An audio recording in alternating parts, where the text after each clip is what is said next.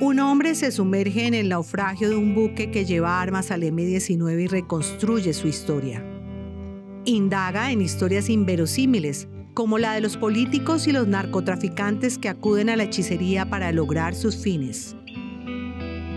Busca y encuentra a los colombianos que migran a Estados Unidos a través de rutas llenas de peligro y nos cuenta el drama de los que cruzan el Darién detrás del espejismo americano.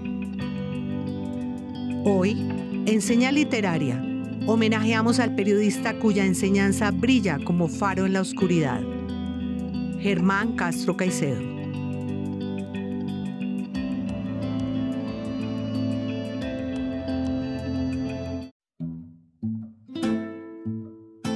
Para Germán era una pasión, realmente no era un trabajo ni era un oficio común y corriente.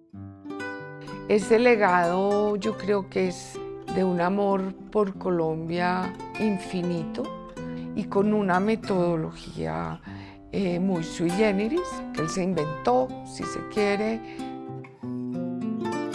Germán miraba el mapa de Colombia y escogía el sitio, si es Acandí, si era Los Llanos, si era La Guajira, en fin, en ese sentido tenía una meta, se proponía llegar a ella y lo lograba.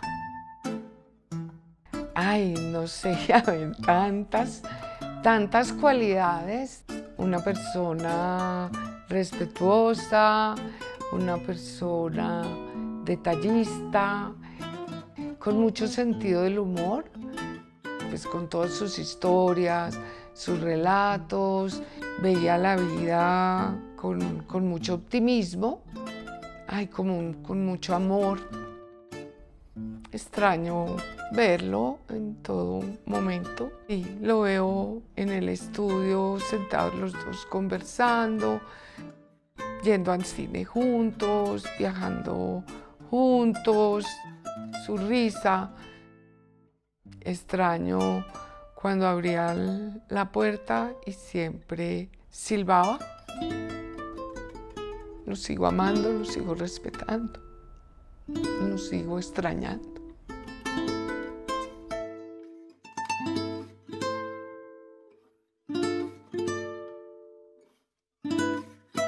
Bienvenidos una vez más a Señal Literaria. El día de hoy rendimos homenaje a un gran periodista, un periodista extremo y total, un hombre bueno y generoso que puso en riesgo su propia vida para contarnos a la otra Colombia. Les hablo de Germán Castro Caicedo. Para eso tengo el honor de conversar con su hija Catalina Castro sobre esa memoria del amor recién publicada por Planeta. Mi padre, Germán Castro Caicedo. ¿Cómo estás, Catalina? Bienvenida. Hola, Eric. Muchas gracias. Gracias invitarme. por estar en este espacio. Gracias a ti. Bueno, Cata, conversemos sobre este libro, esta memoria de amor tan bonita que acaba de salir publicada. ¿Cómo fue la construcción del libro? ¿Cuánto tiempo duró? ¿Cómo fue ese proceso? Bueno, esto es un proceso que no es de ayer, ¿no? Es un proyecto que nació hace, diría yo, 12 años. Yo estoy casada con Francés y mi esposo pues aprendió a amar este país a través de las historias de mi padre y desde ese momento comenzamos a insistirle en que escribiera algo así como sus memorias, pero pues él se negó. Primero pues tenía, un periodista no habla a la primera persona, nos decía, las historias, las memorias se cuentan antes de morir.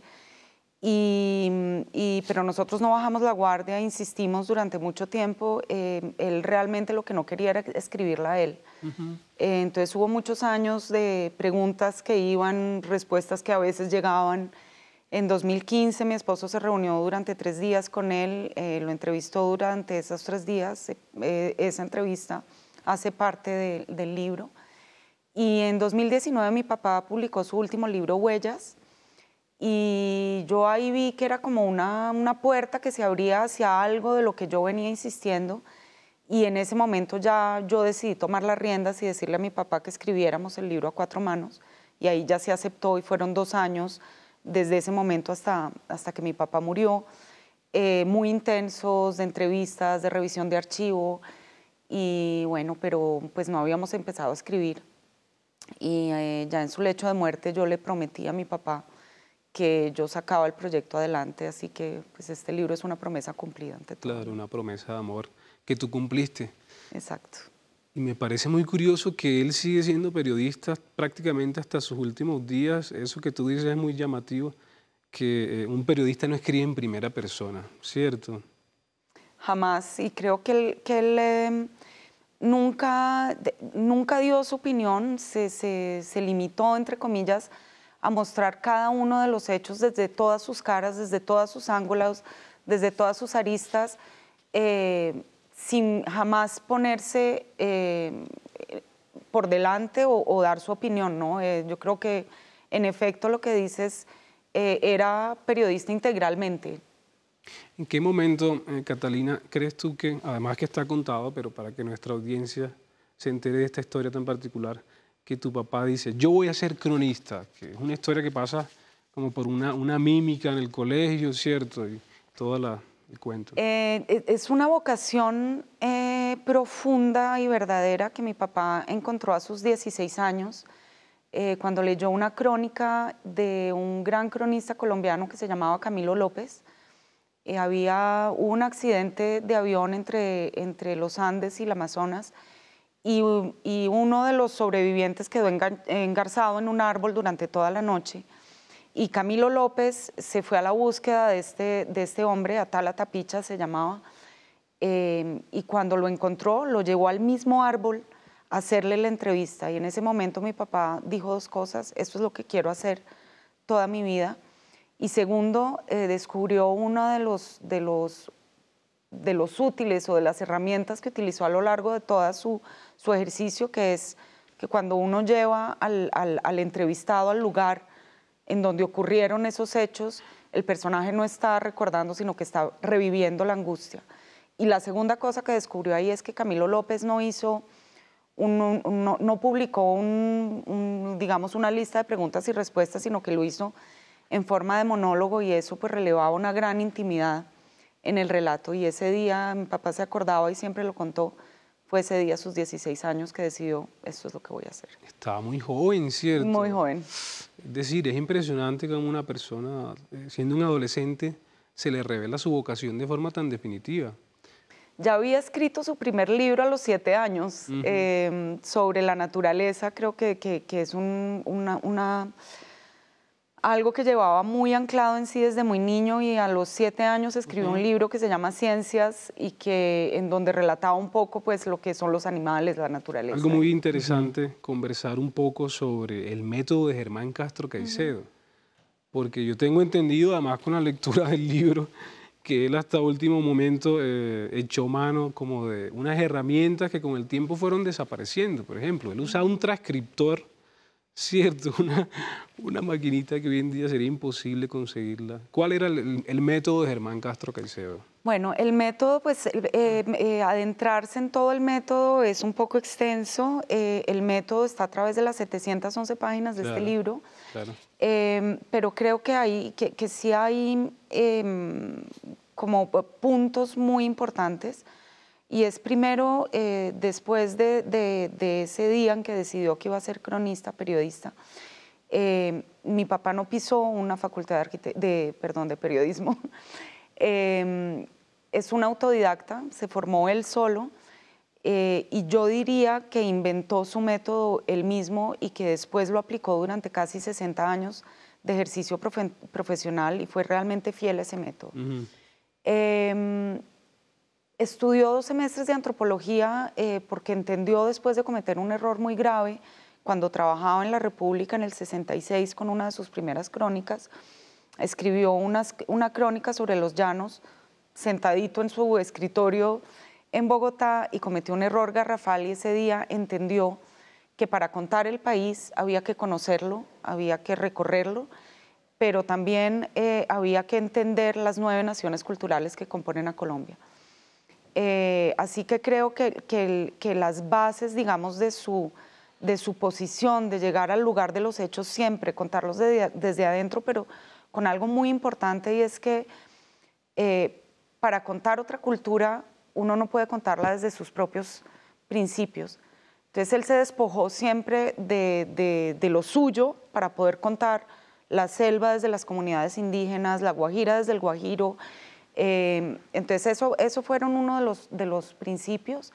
Ya lo abordé, pero mostrar los hechos desde todos sus ángulos, desde todas sus caras, que eso da equilibrio y precisión, pero también es una barrera de protección importante en un país en guerra, ¿no? Si hablas de la guerrilla hay que hablar de los paramilitares o de la Armada o del Ejército, y muchas veces canceló emisiones de televisión porque una de esas caras no podía llegar al estudio o no podía atender el llamado, la emisión no se hacía, o sea, era realmente riguroso. Y eso que hablas del transcriptor, en efecto, mi papá grababa en una casetera las entrevistas hasta el 2019, o sea, la casetera, el teléfono no existía, era una casetera con cassette. Y una vez terminadas las entrevistas, tenía un transcriptor que manejaba con un pedal y sin audífonos, entonces esto era pues realmente el sonido ambiente de nuestra casa. Y siempre transcribió él mismo sus entrevistas porque decía que eso le mostraba los diferentes ángulos, los subtemas, si había cosas que no eran necesarias, eventuales nuevas entrevistas a otros personajes. De manera que una vez que todo estaba transcrito, mi papá casi que escribía el libro de un solo tirón, ¿no? Porque ya tenía todo en la cabeza. Y también fue muy honesto en el sentido en que siempre dijo que una persona no podía saber todo sobre todos los temas. Entonces, para cada uno de los programas de enviado, para cada crónica de prensa escrita, para cada libro, consultó a todos los expertos en todos los dominios, si es para el color, a David Mansur, si es para el sonido de los pájaros en la selva o en los llanos, un ornitólogo, si es para un viaje en una caverna, pues el espeleólogo, o sea, y eso le daba mucha carne a los relatos, claro, mucho realismo, pero también fue muy honesto en decir que siempre consultó muchas fuentes, ¿no? Claro, es decir, él era muy riguroso, ¿no? Muy. Encontrar uno hoy en día periodistas que sean tan rigurosos en la consulta de las fuentes y el equilibrio informativo, que si consultan a una cara necesariamente tienen que hablar con la otra, ¿cierto? Bueno, pero también hay algo muy curioso y es la forma en la que a él se le iban revelando los textos. Dices tú que, por ejemplo, tú estabas en el cuarto, en otra parte de la casa, y escuchabas, ¡no joda! Pues es que como mi papá siempre escribió sus libros en la casa y nunca cerraba la puerta de su estudio, la puerta siempre estaba abierta, entonces estaba pues el sonido del transcriptor con la voz que venía y volvía y volvía. Y ya cuando estaba escribiendo, yo sabía en qué momento del relato estaba justamente por esas expresiones. Cuando había silencios, yo ya lo imaginaba frotándose las manos, leyendo el texto, de pronto se reía o decía, mierda, no joda, la berraquera. Entonces siempre supimos, o sea, un libro de Germán Castro Caicedo era 1 o 2 o el tiempo que durara la investigación de nosotras, convivir con esos personajes en permanencia, porque pues como todo escritor, pienso yo, era obsesivo con el tema y a todo el que venía a la casa le contaba en qué estaba, era muy generoso, pero yo intuyo que también al ver la reacción del otro, él iba midiendo qué tema interesaba, qué no, iba también quitando los subtemas, entonces digamos que convivíamos con la historia durante todo el tiempo de escritura, ¿no? Claro, total. De hecho, te iba a preguntar sobre eso. Si en tu memoria está Germán Castro Caicedo sentado por horas en la casa dándole a un texto, sí, eso, básicamente. Era muy riguroso hasta en eso, ¿no? Aparte de sus años de paso por la radio,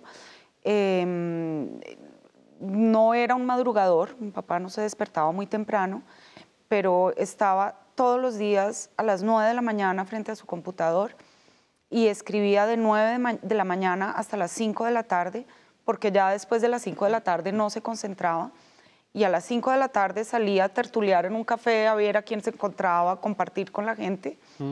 A la 1 de la tarde, sagrado siesta, si hubiera almorzado o no almorzado, 10 minutos, sentado, acostado, no importa, pero a la 1 de la tarde era la siesta.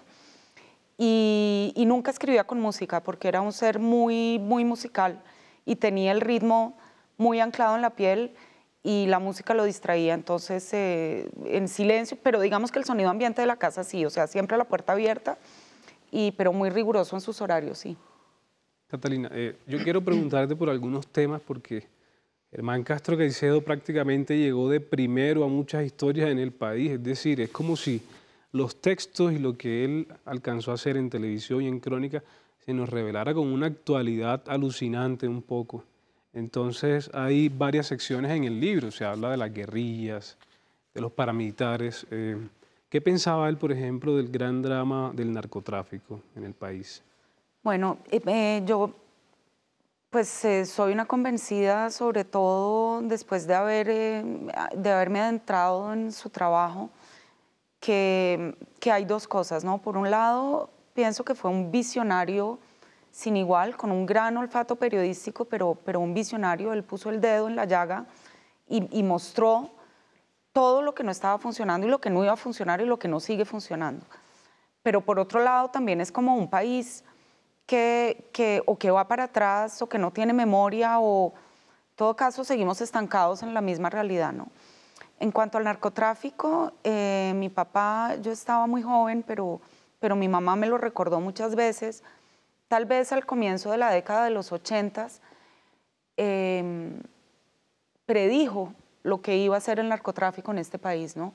Decía que el narcotráfico iba a permear absolutamente todas las capas de la sociedad colombiana, el medio ambiente, la política, la económica, los valores, que iba a ser una reforma agraria, que se iban a cambiar absolutamente todas las, digamos, los preestablecidos que teníamos desde hace mucho tiempo y que iba a ser la verdadera revolución en el país.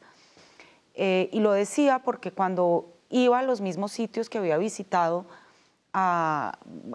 años antes, pues ya se comenzaban a ver los cambios a una escala muy pequeña, ¿no?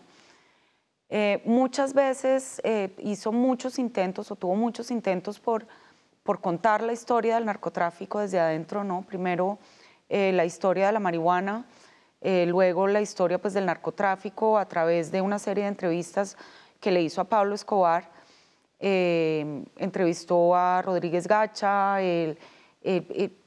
mejor dicho, todo el espectro. Eso fue, digamos, yo creo que una cosa que le quedó un poco atravesada en el alma, porque ese libro, digamos, de la historia del narcotráfico que quería hacer a través de Pablo Escobar, pues que fue frustrado, ¿no? Pero sí creo que fue un gran visionario en cada uno de los temas que tocó. Claro, hablando sobre eso que acabas de mencionar de Escobar, tu papá se sentó varias veces con él, conversó varias veces. ¿Por qué no nos cuentas un poco esa historia? Porque creo que pone de relieve los riesgos a los que se enfrentan periodistas tan aguerridos como él. Sí. Bueno, pues mi papá conoció a Pablo Escobar en el Congreso de la República. En ese momento él tenía enviado especial y quiso hacer un programa nuevamente desde las dos caras. Era un momento muy complicado porque Rodrigo Lara Bonilla había dado un discurso en el Congreso expulsando pues, al partido pues, a Pablo Escobar del partido, y comenzó una guerra muy frontal entre la defensa, la extradición y la lucha contra el narcotráfico y el cartel de Medellín, ¿no? Entonces mi papá lo que quería hacer era un programa, casi que un cara a cara entre Pablo Escobar y Carlos Leder, y en el otro lado Galán y Lara Bonilla. Ajá. Entrevistó a Leder en la zona cafetera, entrevistó a Pablo Escobar en la Hacienda Nápoles, entrevistó a Lara Bonilla en el estudio en Bogotá, y Galán en ese momento se tuvo que esconder o algo pasó y no llegó al estudio y el programa no salió al aire porque ese era parte del equilibrio que tenía que lograrse. Sin embargo, él venía con esta idea de hacer esta historia del narcotráfico y se dio cuenta que el mejor historiador era Pablo Escobar, porque por un lado tenía toda la historia del bandidaje en Antioquia y por otro lado era un hombre que tenía una memoria prodigiosa.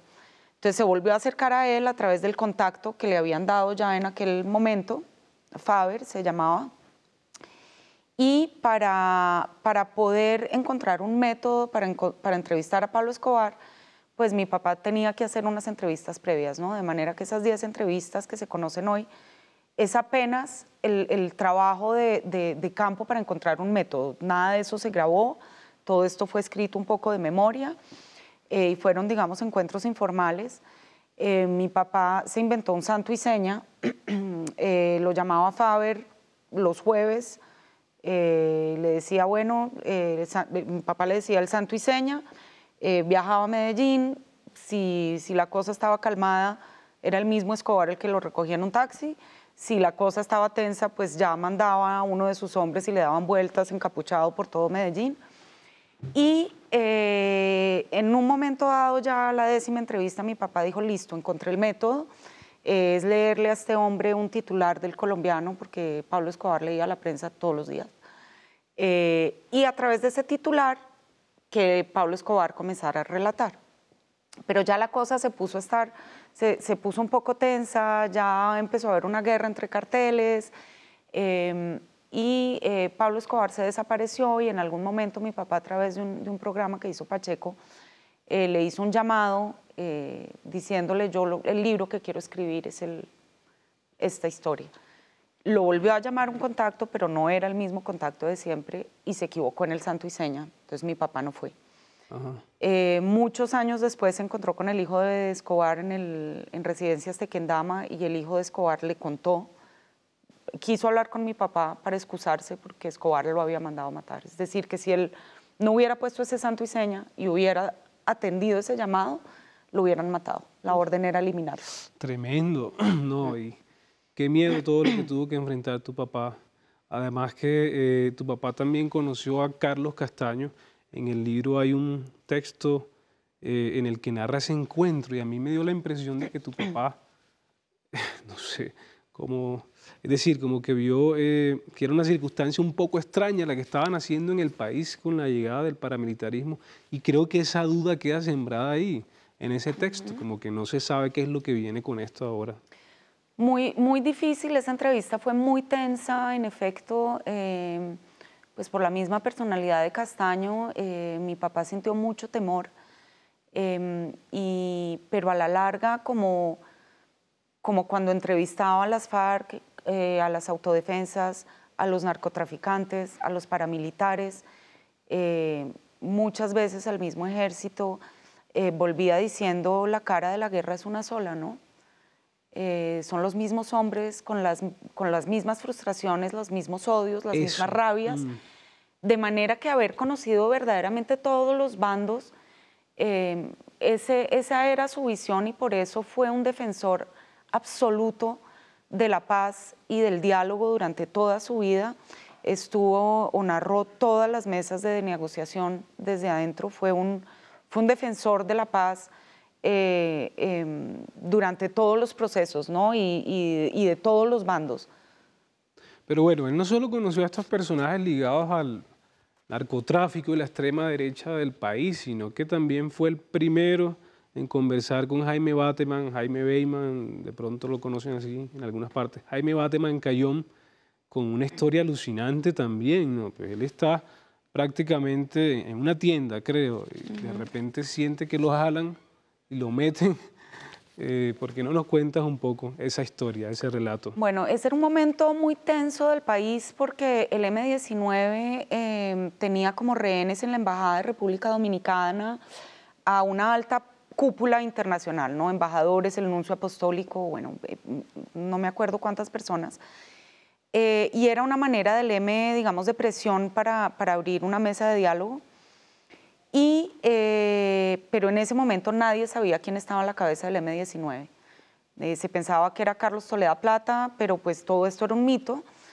Y en ese momento el M-19 secuestra a mi papá y otra vez la capucha, las 1000 vueltas por toda la ciudad, llega a un sitio que él nunca supo dónde era y se le pone al frente un personaje y le dice, yo soy Jaime Bateman Cayón, soy el jefe del M-19 y usted está aquí porque queremos que le lleve una carta al presidente Turbay haciendo una propuesta de paz.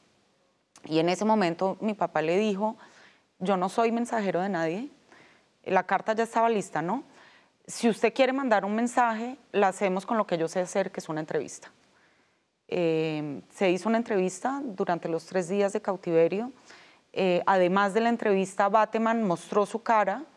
Mi papá le dijo, me trae una cámara tal, con los rollos tal, y yo mismo tomo las fotografías.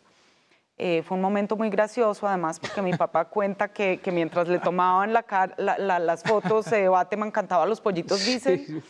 Y al final, el momento pues, de la liberación fue muy tenso, porque claro, mi papá era el objetivo perfecto para que le achacaran al M-19 un asesinato de mi papá, ¿no? Esta crónica salió, pues no me voy a extender, pero salió publicada en el Siglo, que dirigía el doctor Álvaro Gómez Hurtado, que mi papá consideraba uno de los mejores estadistas. En 8 entregas, creo, ¿cierto? En 8 entregas todos los días y sí, con pelos y señales, sin quitarle una coma. El doctor Gómez la tituló, el doctor Gómez la diagramó, el doctor Gómez la ilustró. Y creo que en la historia del siglo es el mayor tiraje que se ha hecho en la historia del periódico. Impresionante, impresionante.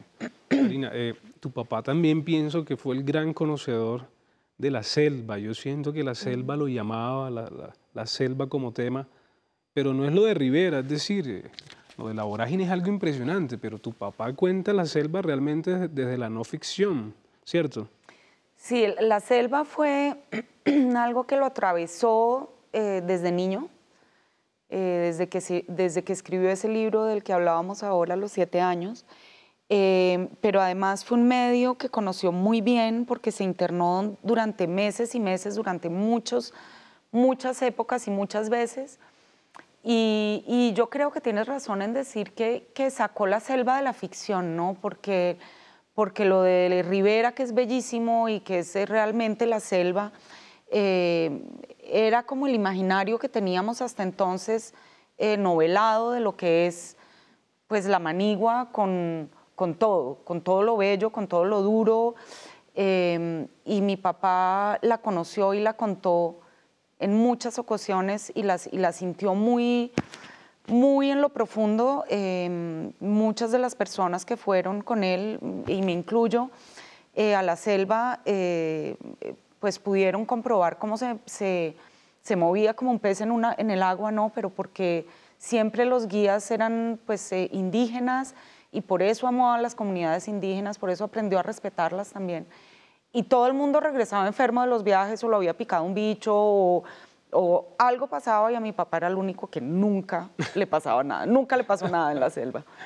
Catalina, ¿y cómo hacía tu papá con todas estas, no sé, con las amenazas que de pronto le llegaban? Yo sé que él tuvo que exiliarse un tiempo en México, donde trabajó y no se sintió muy cómodo, pero hay además un episodio muy extraño de amenazas y seguimientos que le hacen a él, y él muy preocupado pensando que lo van a matar cualquier día, pero termina descubriendo que los que están detrás, pues, era gente que no... Sus colegas. Exactamente.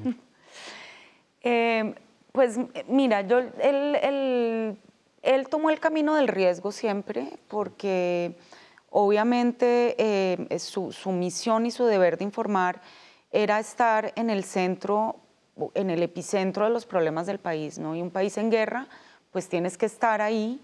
Durante Enviado Especial, entrevistaba a Lara Bonilla, de los 3 meses mataban a Lara, entrevistaba a Pizarro, a los días mataban a Pizarro, pues estaba en la realidad del país, ¿no? Hubo muchas, digamos, situaciones de riesgo, de amenazas, de calumnias, de envidias. Si hablaba de la derecha lo tildaban de izquierdista, si hablaba de la izquierda lo tildaban de ultraderechista, y muchas veces de muchas envidias, sí, sus colegas, ¿no? En algunas ocasiones a nosotros le propusieron a él ponerle guardaespaldas, y mi papá se negó rotundamente. y decía que su mejor chaleco antibalas era el equilibrio y la precisión, ¿no? Esto que insisto en el abordar cada problema desde todas sus caras es protección, o sea, no solo es independencia, pero también es protección. Cuando iba, por ejemplo, a entrevistarse con personajes que estaban en la clandestinidad o donde podía haber un riesgo, o creaba santo y seña, o partía un billete por la mitad por el número de serie y le daba a la persona que lo había contactado una mitad y solo se iba con la que le entregara esa mitad. Pero creo que el equilibrio y la precisión y haber mantenido su independencia y una ética intacta durante toda su vida profesional, ¿no? Yo creo que eso lo protegió. Claro, lo blindó de alguna manera, pero es que pienso que él mismo se quejaba de los ataques que le llegaban de todos lados, lo que significaba que estaba haciendo bien su trabajo. Los de la derecha pensaban que era un comunista guerrillero, la izquierda pensaba que era un infiltrado de la CIA, ¿cierto? Entonces algo muy curioso. Catalina, bueno, yo te quiero preguntar también por otra parte, que es el roce de tu papá con García Márquez. Yo creo que tu papá hace la entrevista quizás más completa, que está grabada en video, con un García Márquez muy melancólico, ¿cierto? ¿Qué puedes decir sobre García Márquez? García Márquez le concedió esa entrevista a mi papá en el año 76, no era premio Nobel aún. García Márquez era un personaje que él decía, Gabo mismo decía que él tenía el don de escribir, pero no tenía el don de hablar, ¿no? Y era muy tímido, pero se estaba haciendo el rodaje de La Mala Hora en RTI y Gabo escogió hablar con un periodista colombiano en ese momento y escogió pues a RTI, enviado especial, y a mi papá. Impresionante. Y ese encuentro fue muy bello porque fue, durante mucho tiempo la gente dijo que era en México, no fue en México, fue en Colombia. En Colombia. Y fue una muy bonita entrevista porque Gabo habló mucho de su infancia, habló de su proceso de escritura. Se hizo en 2 salidas, lastimosamente la primera se perdió. Pero El Espectador publicó las 2 entrevistas completas y eso, pues, ese QR está en el libro.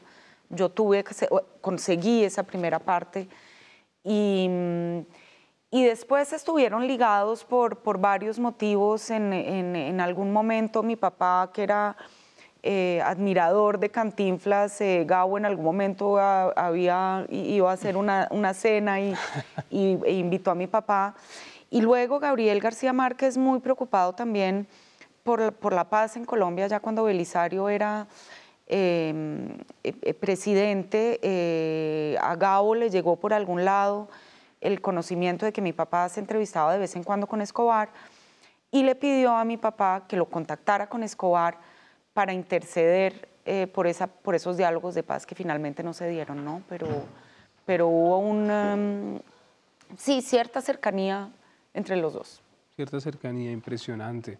Creo que García Márquez sentía mucho respeto por la obra de tu papá y bueno, por lo que he leído yo también sé que lo consideraba quizás el gran periodista del país, de la época.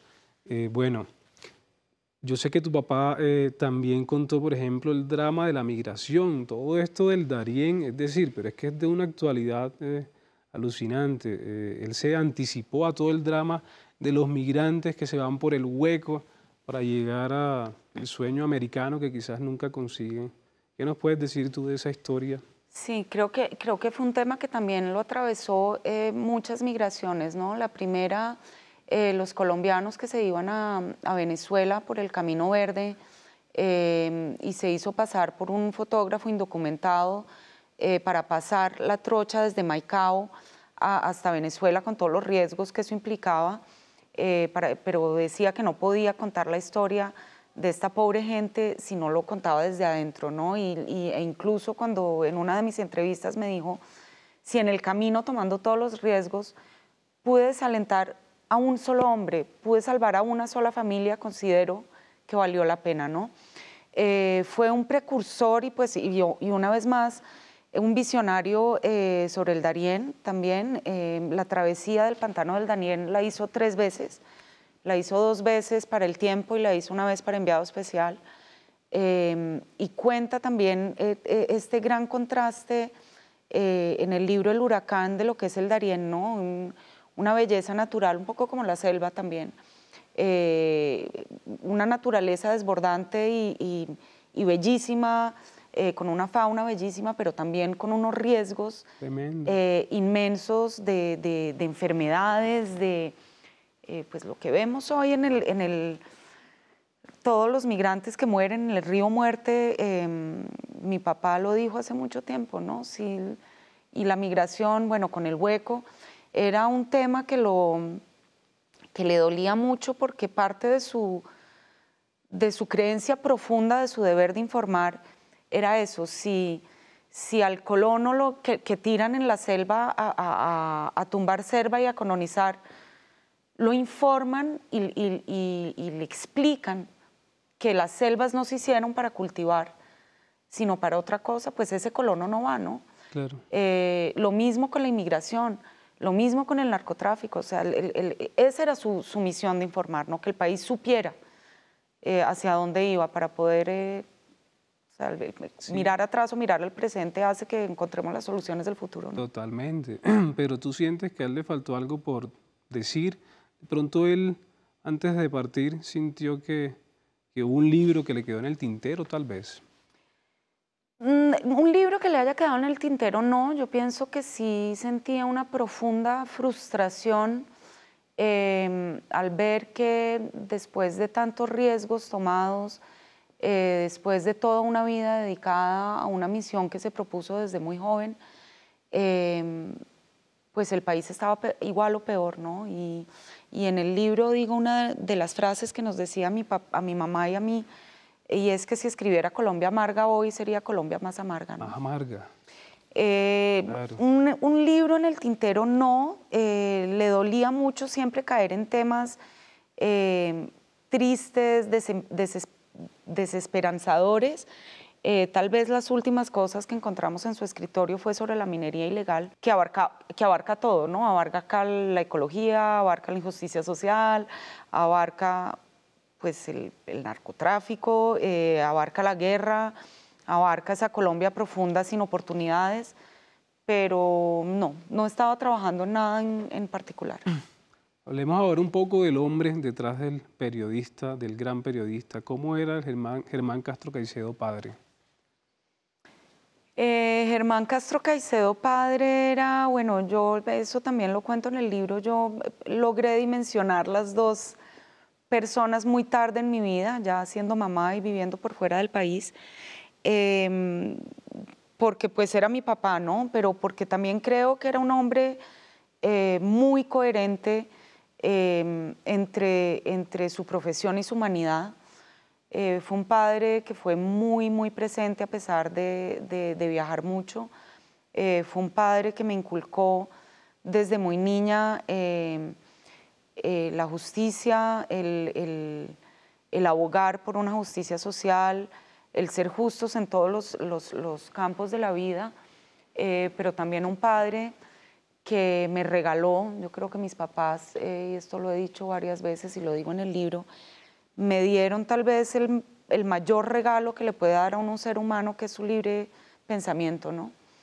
Y en esto mis papás insistieron toda la vida en que yo pudiera tomar mis decisiones y pensar libremente, así no fuera el mismo pensamiento que tuvieran ellos. Fue un padre que me metió desde muy niña en el fondo del país, o sea, las reuniones que se hacían en mi casa, una vez más, con todo el espectro de personas, de pensamientos políticos, de todos los bandos. Yo desde muy niña participé en esas conversaciones. Fue un papá que me llevó de viaje a ver las culturas de este país, y fue un papá con el que mantuve una relación en muchos ámbitos, ¿no? Escritas, habladas, en silencios. Fue un papá sin igual. Fue el mejor papá. Hay una historia muy bella que luego de una discusión, teniendo tú 15 años, tu papá te dice, bueno, acompáñame para que tú veas realmente lo que es Colombia, ¿cierto? Así es, yo fui una adolescente un poco rebelde y en algún momento, sí, yo tendría 15 años, por algo estaba peleando y al final, como siempre pasaba con mi papá, pues yo peleaba sola, ¿no? Porque él nunca me gritó, él nunca me dijo, bueno, tú estás peleando por una bobada y todavía no has entendido lo que es este país. Tú estás en una burbujita haciendo una pataleta, entonces te subes al carro y nos vamos. Y me llevó primero a una zona de prostitución cerca de RTI, sin decir nada, o sea, él solo me paseaba y luego fuimos al Cartucho, igual sin decir nada.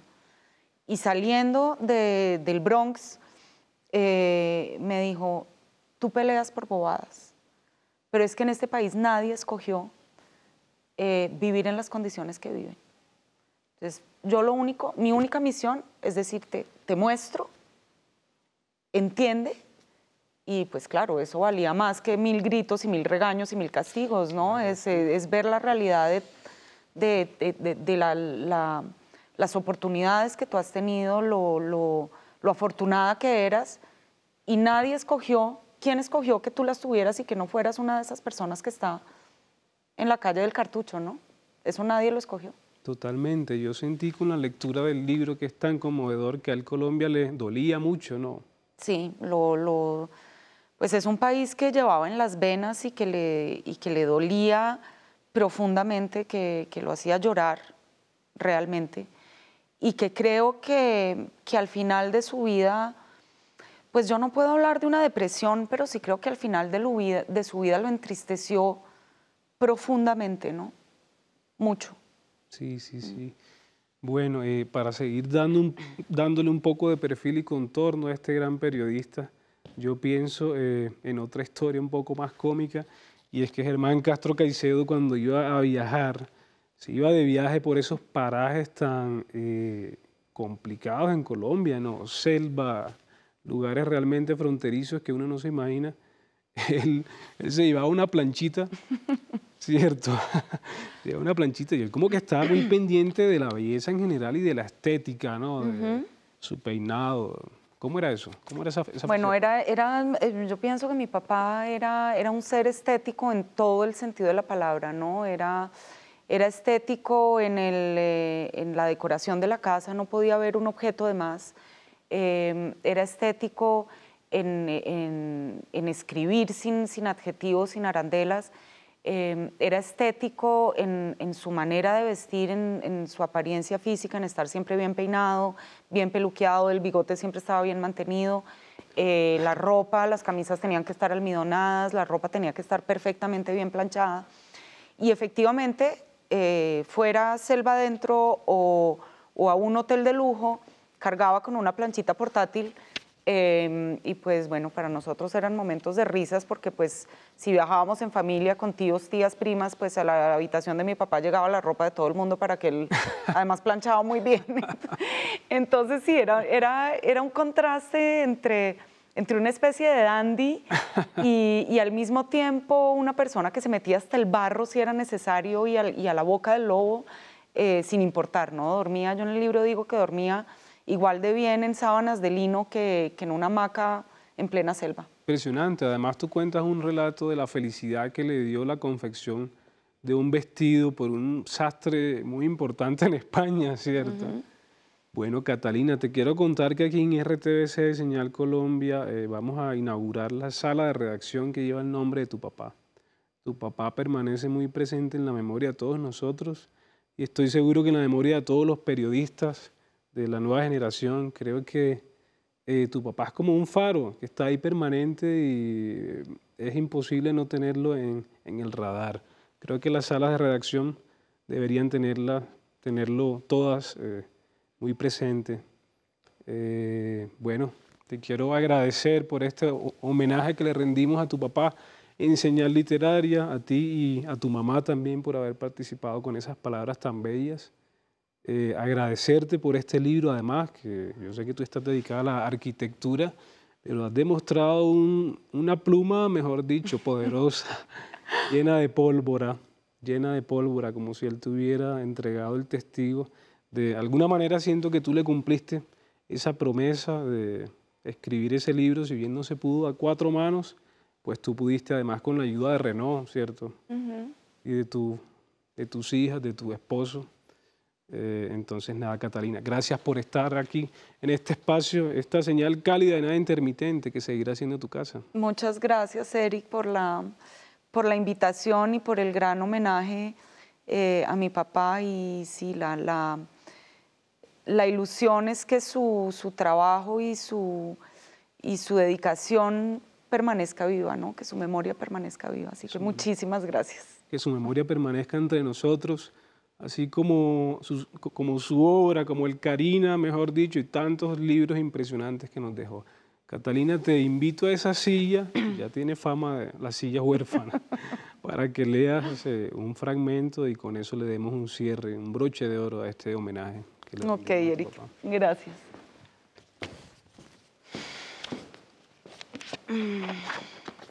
La vida es un círculo. Sí, papá, un alacrán que se muerde la cola. Escribiste mi nacimiento, mi matrimonio y los nacimientos de mis 2 hijas. Con tu pluma y con tu cámara fotográfica registraste religiosamente los momentos más importantes de mi existencia y los archivaste con cuidado. Ahora yo debo cerrar el círculo y relatar tu muerte para perdurar tu vida. Inicié escribiendo tu historia y termino leyéndola. Dilato las últimas páginas deseando comenzar de nuevo. Añoro aquella mañana en que finalmente accediste a contarme tu vida y en que me propusiste que lo hiciéramos a 4 manos. Quiero eternizar el momento, no estoy lista para dejarte ir. Deploro las primeras páginas, el desafío del principio para no enfrentarme al final.